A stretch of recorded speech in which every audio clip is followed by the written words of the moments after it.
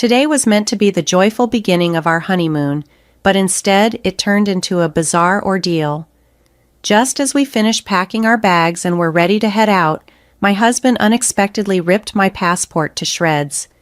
His self-satisfied smirk was infuriating. Truth be told, I had never intended to embark on this honeymoon with him. My plan was always to travel with my mom, given the tension that had been brewing even before our wedding. The strife between my husband and my mother-in-law had always been palpable, but I never grasped the depth of their problematic relationship until today. I have never known anyone else to have their mother-in-law hijack their honeymoon, and the whole scenario left me shocked and seething with anger. Most of all, I felt deeply uncomfortable. As he continued to destroy my passport with scissors, my mother-in-law watched on, grinning triumphantly. It became clear to me that I needed to escape this toxic environment as quickly as possible. Fortunately, this outrageous act provided me with the perfect evidence I needed to expose their true characters. My name is Emma, and I am 31 years old. I've been working for 6 years, and it was just recently that I received the marriage proposal of my dreams from my boyfriend of 3 years. We are currently planning our wedding and honeymoon. We met at work where he was a senior and I was just starting out. He always lent a hand when I faced challenges with new tasks. My past relationship with a college boyfriend fizzled out due to my reserved nature, and after several years of not dating seriously, I never expected to be among the first of my colleagues to get married. My husband always struck me as dependable and trustworthy. When he asked me out for the first time, I was elated. I still hold dear the dolphin figurine we bought on our first date at the aquarium. His intentions were clear from the start. He was dating with marriage in mind, and that made me incredibly happy. After many memorable dates, he proposed at the very same aquarium where it all began. That night, I was so filled with joy that I couldn't sleep. However, a visit to his parents' home shortly after our engagement made me start to question our future together. My father-in-law was welcoming, but my mother-in-law seemed less than pleased with me. Her dismissive comment about how he could have married someone more outstanding than this plain girl filled me with doubt and anxiety about our life together. Initially, I told myself that the nerves before the wedding were normal, so I brushed aside my concerns and pushed forward with the wedding plans. During one conversation about our future life together, both my husband and his mother assumed that I would quit my job after getting married. Although I once entertained the idea of leaving work to focus on family life, I realized that my job was a source of stability and confidence for me, especially amidst my growing anxieties about marriage. Despite the constant pressure from my mother-in-law to quit, I resolved to keep my position at the same company where my husband worked. As we planned the wedding, we faced a disagreement about when to officially register our marriage. My husband wanted to do it sooner rather than later. Ultimately, we respected his preference and registered our marriage, which, despite feeling routine, filled me with joy once I realized we were officially married. We initially planned for a small and intimate wedding. However, once my husband mentioned this to his mother, she intervened immediately. "Mason's wedding is too important for a small gathering," she declared over the phone. "The wedding must be grand, and I will ensure it's appropriate for Mason. Keep your guest list to just your parents and close friends. I suppose your friends are as uninteresting as you, and they'd only dampen the mood." I was overwhelmed by her forceful opinions on everything from the venue to the guest list, and it was frustrating to see her assert so much control. But I convinced myself that perhaps this was just the nature of weddings, and I reluctantly agreed to limit my guest list to just my parents and a few friends, as she wanted. However, her meddling didn't stop there. She had strong opinions on the program, entertainment, decorations, and catering. Following her demands would stretch our budget significantly. Initially, Mason's family had agreed to cover half of the wedding costs, but suddenly that arrangement changed, leaving me to shoulder the extra financial burdens for the grand wedding she envisioned. In an attempt to manage costs discreetly, I made some economical choices, but she criticized these decisions harshly, claiming they looked cheap and accused me of not following her instructions. After all the compromises and challenges, I hoped that the wedding would mark the end of her overbearing involvement. But as I soon learned, distancing myself from her influence was not going to be as easy as I had hoped. After our wedding, my husband made a decision that left me completely astounded. Despite my repeated frustrations with his mother's excessive involvement in our wedding plans and my clear desire to maintain some distance from her, my husband decided that we should live with her. Without my knowledge, he canceled the lease on our new apartment that we had already signed. All my belongings, which were meant for our new home, were instead sent to his family's house.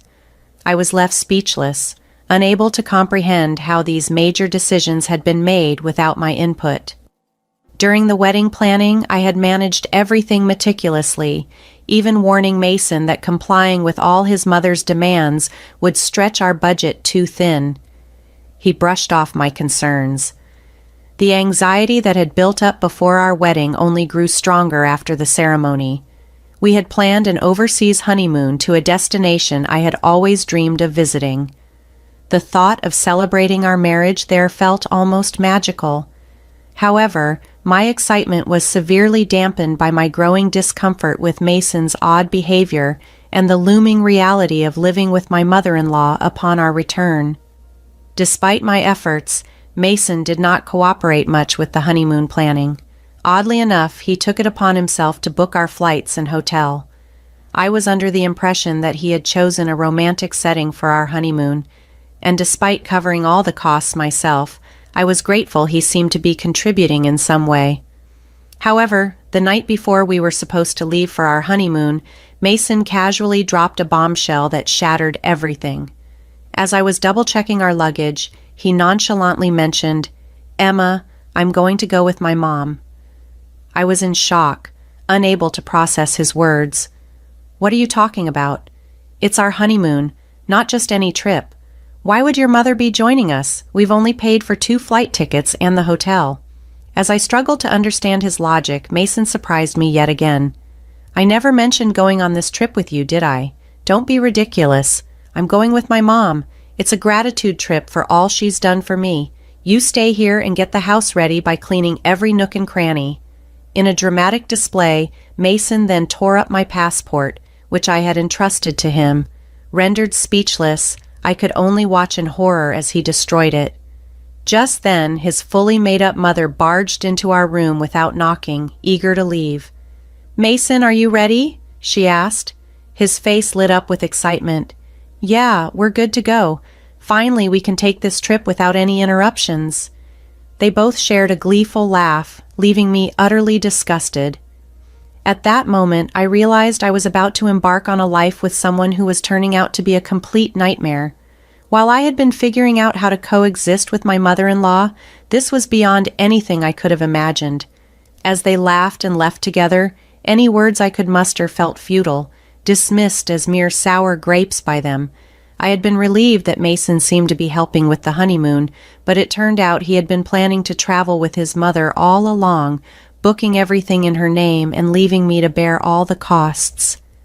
The betrayal by my husband was a profound and painful blow, but my fury overshadowed the sadness, the quaint, intimate wedding I had always dreamt of, and the honeymoon that was meant to be the highlight of my life with the one I loved were both tainted by the actions of my mother-in-law and my husband. Overwhelmed by the turn of events, I was initially in denial, but I quickly resolved that I needed to take decisive action. I decided to file for divorce.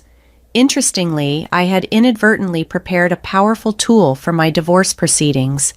From the onset of our wedding preparations, I started recording audio clips, hoping to capture the joyous moments of these significant milestones. What began as an innocent desire to preserve happy memories of our wedding day soon turned into a chronicle of my mother-in-law's intrusive and undermining behavior. Though I had often considered stopping the recordings, assuming I'd never want to revisit them, it was ironic how valuable they became. Just days after moving in, as I was repacking my belongings, most of which I hadn't even unpacked, I pondered whether my husband and his mother had made it to the airport. This thought ignited an indescribable rage within me. so I focused on erasing any trace of my brief stay in that house. While cleaning the living room, I stumbled upon a shocking discovery: evidence of my husband embezzling money from his company. In his role overseeing company sales, he was underreporting earnings and pocketing the difference, and it appeared his mother was complicit. She had meticulously noted the actual sales, the amounts he skimmed off, and even cataloged the luxury items he bought for her with that money. Finding such incriminating evidence left out in the open was baffling.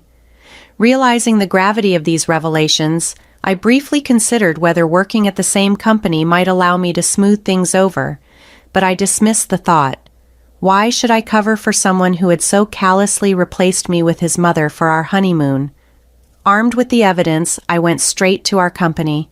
Although they were supposed to be on their honeymoon, having both taken paid leave, my presence in the office instead sparked disbelief among my colleagues. When asked if I was supposed to be on my honeymoon, I no longer felt the need to conceal the truth. I revealed that my husband and his mother had gone without me, that my passport had been destroyed, and that I had paid for the entire trip myself.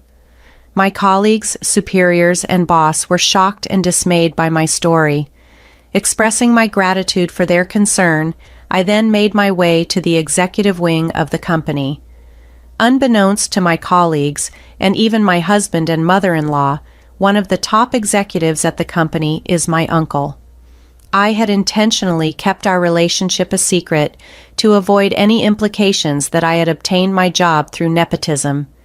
I applied to the company without disclosing my connection and earned my position on my own merits. Although my uncle doesn't oversee human resources, I had reached out to him before my orientation to ask that our relationship remain confidential at work. Surprised but understanding, he had commended my integrity and assured me that our interactions would remain professional. Despite not having children of his own, my uncle had always shown me affection and support, traits I now found myself relying on more than ever in this troubling time. Ever since I was a little girl through to elementary school, my sisters and I enjoyed several trips with just my uncle. During these early years, I would often coax him into buying me little treats, which sometimes led to scoldings from my parents. My uncle always had a special affection for me, a bond that was clear even then. After I joined the company where he was an executive, we kept our professional lives distinctly separate. Beyond a few smiles exchanged during my orientation, we hadn't interacted at work. When the crisis with my husband and mother-in-law unfolded, I knew I needed support, so I went to my uncle's office. I explained the situation to his secretary and was quickly ushered in. My uncle's initial smile faded to a look of concern when he saw me. "Why are you here? Weren't you supposed to be on your honeymoon?" he asked.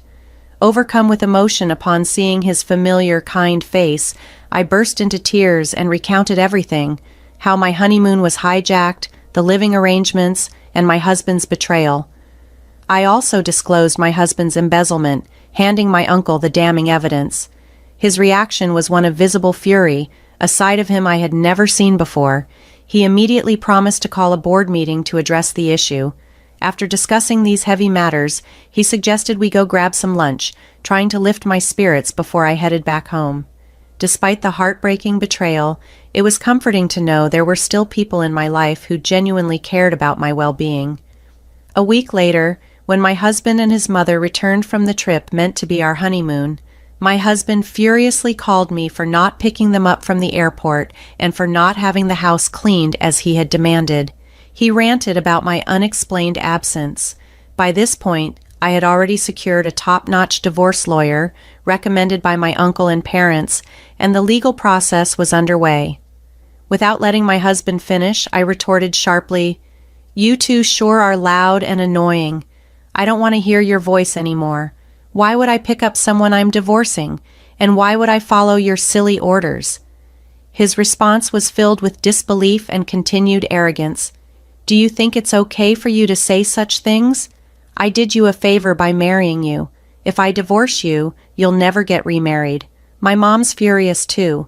If you come back now and prepare our meals, I might forgive you. We're tired of foreign food." His words were harsher than any before, but they only reaffirmed my decision. After revealing his true colors through the passport incident and the trip, I saw him for who he truly was.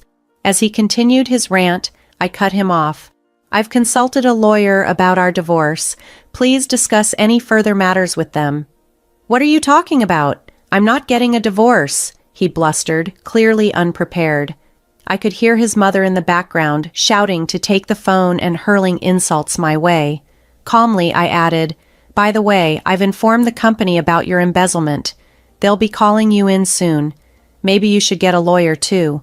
Hanging up, I could almost feel his panic through the phone line. This painful chapter was closing, and despite everything, I was ready to move on and heal, supported by those who truly cared for me. It wasn't my problem anymore. My husband kept calling me, but I chose to block his number to avoid further stress. My uncle was already informed about our supposed honeymoon dates, so right after I had spoken to him about the situation, he moved quickly. Using the evidence I provided, the company promptly summoned my husband and began verifying the financial discrepancies I had reported. It turned out the amount he embezzled was substantial. During a meeting with the company's executives, my husband desperately tried to shift the blame onto me, fabricating a story that I was the real embezzler. My uncle, unable to restrain himself, vehemently defended me, asserting, "My niece would never do such a thing. We've confirmed that you and your mother are the culprits of the embezzlement. You're lucky we haven't called the police yet." Caught red-handed and now aware that I was connected to senior management, my husband seemed utterly defeated, as if he had lost everything at that moment. Later that day, I returned to the company to return the wedding gifts my colleagues had given us, given that our marriage had dissolved so quickly after the ceremony. However, everyone refused to take them back, insisting they were given as blessings.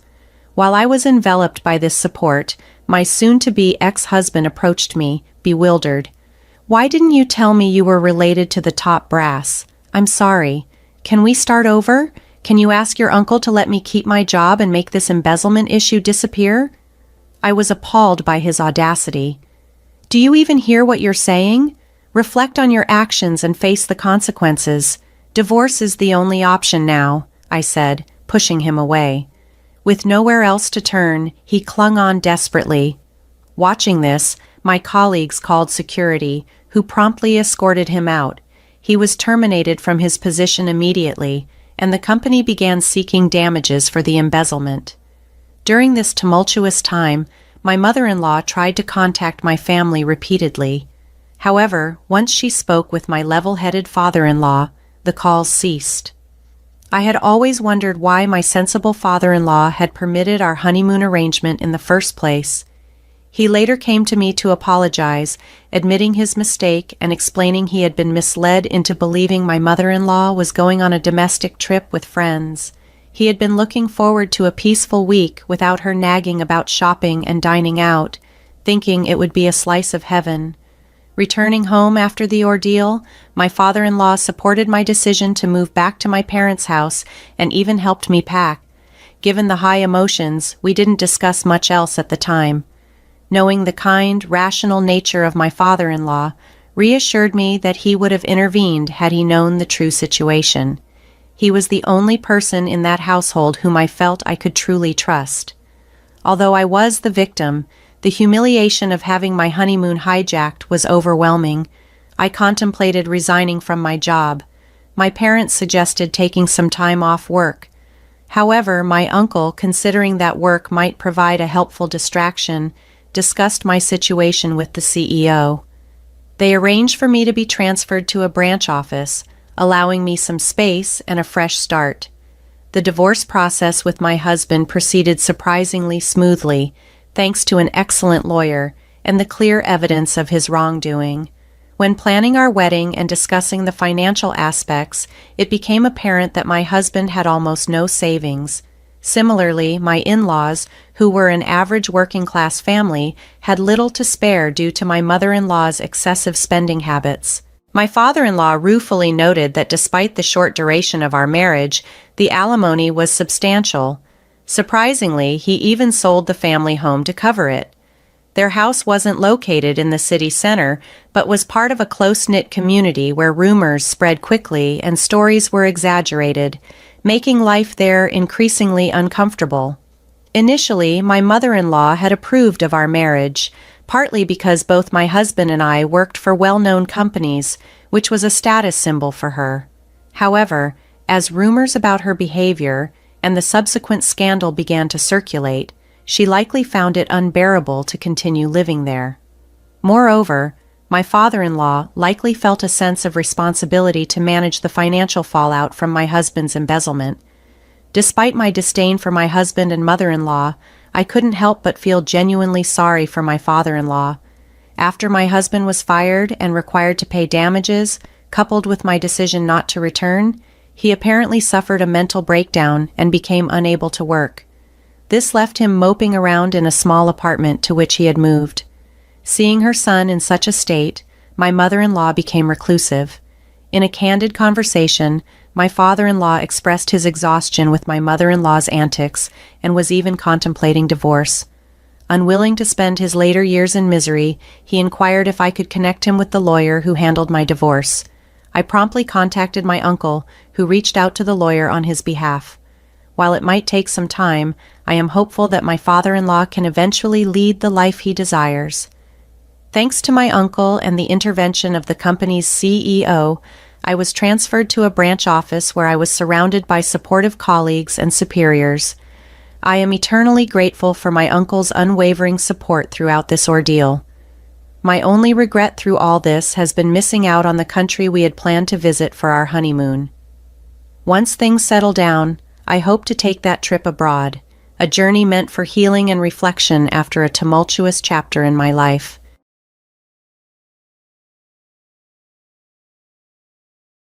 It seems the key isn't working. Could you open the door? I asked my daughter-in-law, pressing the intercom button. There was a pause before a sharp response crackled through the speaker, accompanied by a chilling laugh. Who are you? This is our house now. None of you are even the rightful owners of this house. How dare you do such a thing? I exclaimed in disbelief. What are you even talking about? This house belongs to my husband. It's no place for a filthy old woman like you. If you stay here any longer, I'll report you, Hazel threatened. At that moment, the realization hit me like a cold wave.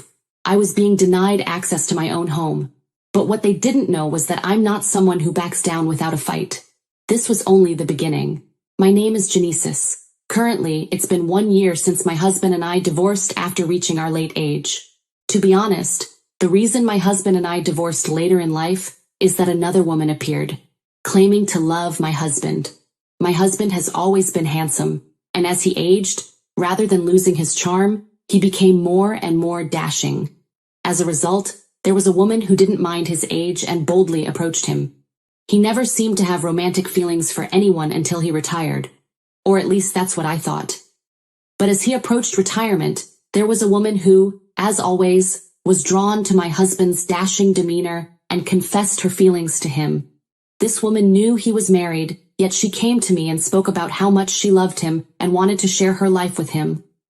I love him very much, she told me, but if you decide not to divorce him, I will step back. The same goes if he feels uncomfortable with my feelings. To be honest, in our marriage, after raising our 2 children and approaching retirement age, things had become a bit stagnant. So I even considered the idea of getting a late-in-life divorce and doing the things I wanted to do alone. Most importantly, I liked the woman who came to me and told me about her love for my husband, because she was very polite for someone who wanted to keep her love for a married man. It felt remarkably refreshing to see her so straightforward. For some reason, even after divorcing my husband, I still keep in touch with that woman, and we occasionally go to stylish cafes together. As for the divorce and her remarriage to my ex-husband, I'm not that attached to those matters, so I meet her without any concerns. However, my 2 sons can't seem to understand why I meet my husband's new partner. Russell, my eldest son, even came up with some strange ideas. I got it. Mom, you must be holding some leverage over that woman and blackmailing her to get money, right? You're pretty cunning. And you agreed to the divorce with Dad without making a fuss just for the sake of this lifestyle, he reasoned. Seeing him say such silly things, I told him, "That's not the case, we're just friends." But still, he seemed puzzled and couldn't understand the nature of our relationship. Well, if it weren't a late-in-life divorce and I were still young, I think I would never have divorced. But our children have grown up now, and I believe they would accept however we, their parents, choose to live. That's how it is, and I lived in the house alone after my husband left. I placed a chair on the balcony, read novels, and drank tea. If this refined life, undisturbed by anyone, was the price I had to pay for the divorce, then I think it was well worth it. After my ex-husband retired from his busy work life, I realized I couldn't adjust to him being home all the time. So divorce was the right decision. I heard that my ex-husband and his new wife are enjoying a fun and fresh new life, and it seems to be a win-win situation for both of us. As I was contemplating these thoughts, suddenly the intercom rang. I headed towards the entrance, thinking that it might be a friendly neighbor because I didn't remember ordering any deliveries. There, in front of the front door, were my eldest son and his wife Hazel. I don't have the best impression of either of them. Earlier, my eldest son hinted that I might be using my good relationship with my ex-husband's new wife as leverage to make threats, an idea as spiteful as his wife herself. When they first heard about my divorce, their reaction was nothing short of mocking. "Seriously? We'll take you in," my daughter-in-law sneered. "Getting abandoned by your husband at that age, Mom. How pathetic. If it were me, I wouldn't be able to survive.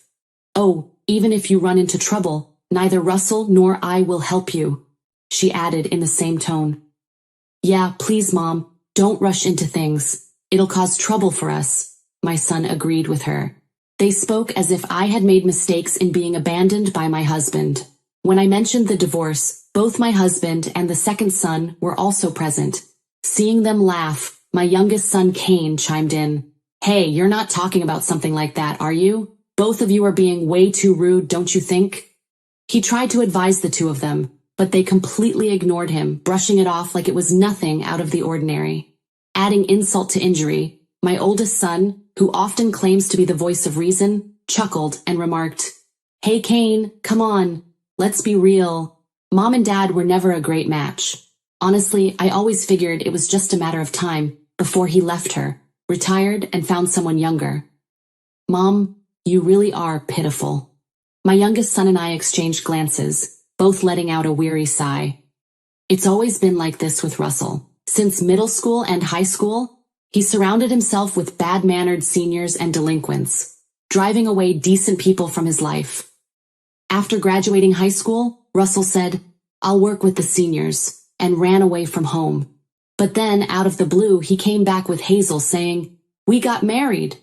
Both Cain and I thought that since we didn't live together, there hadn't been any immediate troubles, so it was somewhat better. However, while I was living alone, they returned with a large amount of luggage and a moving company in tow. "What on earth is going on?" I exclaimed in surprise. "Mom, you're in the way. If you're not going to help with the move, then get out of here," Russell snapped. "Yeah, that's right. We're already tired just from moving. Genesis, could you make us some tea? Come on, hurry up and get it," Hazel added, issuing orders. "What nonsense are you talking about? I never heard anything about you moving back. Please just leave," I said firmly. As I said this, both of them looked stunned and then burst into laughter, pointing at my face. "What are you saying? Mom, do you even realize what will happen if you go against us? You'll end up with nowhere to go," Russell said, his tone full of menace. "Seriously, Mom, just stay out of it. Russell and I don't have time for this. Right now you're just in the way," Hazel added, giving my shoulder a shove. As I stumbled, a sympathetic mover supported me, so I managed to stay on my feet. But what on earth do they think of themselves? Do they think they're kings or something?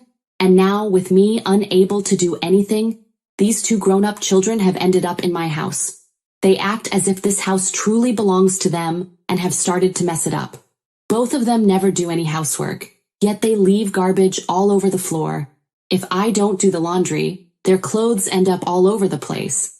And at mealtime, they just say, "We're hungry." But as soon as I serve the food, they complain, "This doesn't taste good." It's fine if they just say it, but if they don't like the taste, Both of them demand that I buy ingredients to make something else to satisfy their selfish desires. Their selfishness is worse than that of small children.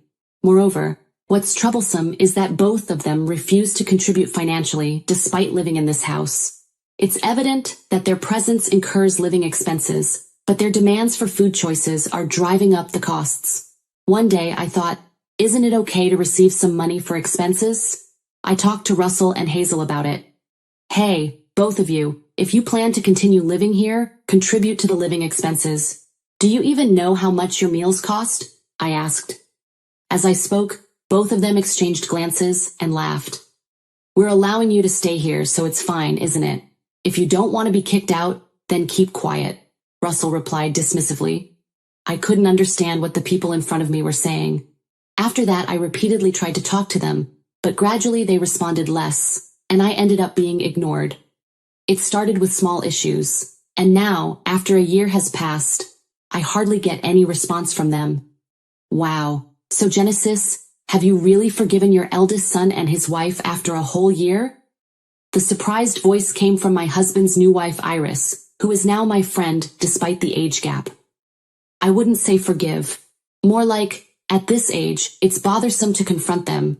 Maybe ignoring is the right term, I replied. No, it's not right, she retorted. Genesis, you said you're relieved to be free from taking care of them. If living alone brings you joy, then stick to it, Iris continued, holding my hand. I actually know someone skilled enough to take care of such people. Let's come up with a plan together, she added. Iris's intense concern for me ignited a fierce determination within me. Despite feeling embarrassed, I devised a plan to drive the two of them out. While I was busy devising that plan, I had no idea what was happening at my home. When I returned, I found myself stranded at the front door. Huh? The key won't work, I muttered. I noticed a sense of unease as I tried to insert the key into my own door. The key wouldn't fit properly. Wondering what was going on, I rang the intercom. Then I heard a woman's voice say, "Yes," from the other side. It was Hazel's voice. It seems my daughter-in-law is at home today, even though she usually goes out around lunchtime. I'm sorry, Hazel. It seems the key isn't working. Could you open it for me? I asked. On the other side of the intercom, my eldest son's wife tried to suppress her laughter, though she occasionally came close to bursting out. Who are you? There's only me and my husband in our house, Hazel responded mockingly. It was at this point that I realized, before I could drive them out, it was my daughter-in-law and Russell who had already ousted me. I see. None of you are even the owners of this house. How dare you both do something like this? I said in disbelief. What are you talking about? This house belongs to my husband. This isn't a place for a dirty old woman like you. If you stay here any longer, I'll report you, Hazel threatened. To threaten to report me was really something. I immediately turned away from the house and called Iris. Iris, this is an emergency. They forced me out and changed the locks while I was gone, I said briefly. As I explained, Iris on the other end of the phone was even angrier than I was. What is wrong with those people? No matter how nice you are, there are certain things you should and shouldn't do. I've had enough. I'll take them on thoroughly. For now, find a place to stay. Come to my place. Let's discuss the details here, she said firmly. Then my ex-husband, who was asked by Iris to come and pick me up, arrived promptly, and together we headed to Iris's house. Even my ex-husband, while in the car, was astonished after hearing about the outrageous behavior of our eldest son and his wife over the past year. Seriously, how on earth did they end up like that? I never imagined they would consider that house as their own, he said indignantly. It's neither your fault nor mine, though it's true we couldn't change Russell's personality. That child is already an adult. He needs to take care of himself. It's his fault for never learning, I concluded. Yeah, this time let's make sure he understands. Don't worry. Regarding the person Iris knows, I also have some information. There's a place where they can straighten out Russell and his wife, my ex-husband added. I hadn't heard much about Iris's acquaintance, so I decided to ask and get more details about it when we reached her house. It seems the acquaintance Iris mentioned is in a company that completely reformed her brother, who used to be quite rebellious and uncontrollable, turning him into a responsible and serious person. It's quite a Spartan-style company, but it seems to improve bad behaviors, Iris explained. Oh, such a company exists? Are they entrusting Russell and Hazel to that company? Since both of them work in other companies, are they considering a job change? I asked, curious. Iris seemed surprised and shared more details. To me, it was completely new and quite surprising. At the same time, I realized that we really need to take action against my daughter-in-law and my son. Later, I received several missed calls and messages from both Hazel and Russell, who were trying to reach me while I was living in a hotel. However, I didn't answer those calls. Turning off my smartphone, I headed to the house where Iris and my ex-husband were waiting. Both of them welcomed me, and I mentioned that my abusers had called, but I didn't answer. They both nodded in agreement. I can imagine. Hazel and my oldest son must be in a tough situation right now, because the house they thought they could continue to live in normally has been sold. They have to move out. Moreover, it seems that the people from the company they are going to rely on in the future are the ones who bought that house. There are many strong people in that company, including my brother, so I've been keeping an eye on them from a distance. They were told to get out of this house. Russell and Hazel both seemed to be shaking and falling on their butts. Iris told me this with a laugh. If only I could have watched the scene from afar, but I didn't know what they would say if I confronted them directly. Then, the intercom buzzed. Iris checked the monitor and said, "They're here. Stay in the living room, Genesis. I won't let them know you're here." With that, she went to the door to meet them. As soon as it opened, Russell started complaining to my ex-husband. "Dad, listen. Mom is being completely unreasonable," he began. I braced myself, wondering what accusations he would make about me. "She sold the house that was supposed to be mine, and even took all the furniture with her. That house was where you let Mom live as compensation for the affair. She had no right to sell it without permission," my oldest son concluded. It was shocking to hear him say this. Despite the clear terms of our divorce, Russell still clung to the belief that his father's remarriage was the result of an affair. My ex-husband corrected him immediately. "What are you talking about? Genesis and I had an amicable divorce. We divided our assets fairly. There was no affair, and I've never paid her alimony. Even now, Genesis and Iris get along just fine," my ex-husband remarked. Russell was stunned. "That's a lie. There's no way Mom could get the house through asset division. She must have blackmailed you or something. Are you secretly paying her off every month to keep her quiet?" His wild imagination was running rampant. My daughter-in-law chimed in to back him up. "Exactly. There's no way a woman abandoned by her husband could afford both money and a house," she exclaimed. The audacity of their accusations was astounding, especially considering they'd been living rent-free in my house for over a year. Iris finally raised her voice to stop them. "Enough. That house is Genesis's family home. She inherited it after her parents passed away. It's always been hers, long before she and your dad got married." Russell's jaw dropped.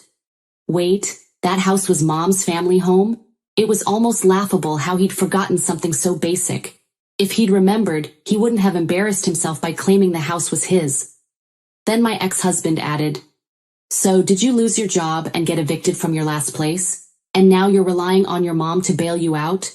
You've got some nerve showing no gratitude, living rent-free and even changing the locks without permission," he added angrily. Hazel let out a dramatic scream at his words, while I had to stifle a laugh. Iris wasn't done though.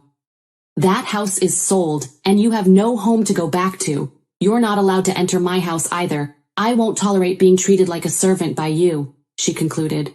Russell and Hazel tried to protest, but neither Iris nor my ex-husband budged. Instead, Iris handed them a business card. "Here's a contact for some live and work opportunities. Go there and make yourselves useful." The business card belonged to a notoriously strict company known for breaking down even the most defiant individuals. My daughter-in-law and my son, desperate for a roof over their heads, eagerly went to the address. Upon arrival, they were met by stern staff and the company's president, who was curious to see how they'd fare. From what I hear, their morale has plummeted, and they've made several unsuccessful escape attempts, only to be caught each time. Now they spend their days blaming each other for their predicament, saying, "This is all your fault." As for me, I decided to sell the house since it felt a bit too spacious for just one person. Now I'm taking my time to decide on the next place to live. Once I move, I can't wait to show it to Iris and my ex-husband. I'm really excited about this new chapter.